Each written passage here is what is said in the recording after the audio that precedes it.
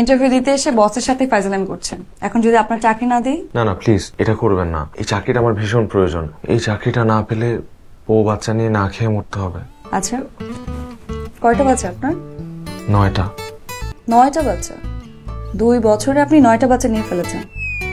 তাহলে বিয়ে করেছেন কয়টা? বেশি না, 6টা। আপনি তো দেখছি অনুমোদনের বাইরে 2টা এক্সট্রা বিয়ে করে ফেলেছেন। এতগুলো বউকে সময় দেন কি করে? এই তো সপ্তাহে 6 দিনে 6টা বউকে সময় দিই, আর বাকি একদিন গার্লফ্রেন্ডের জন্য বরাদ্দ। অনেকদিন পর। কেমন আছেন?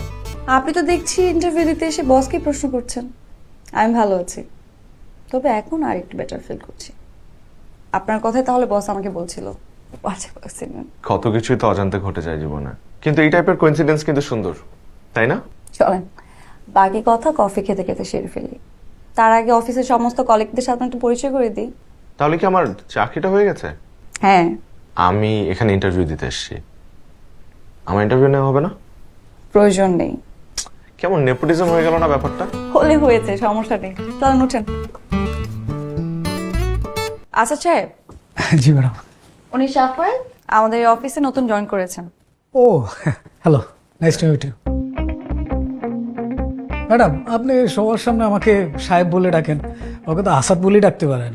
সাহেব বলে ডাকলে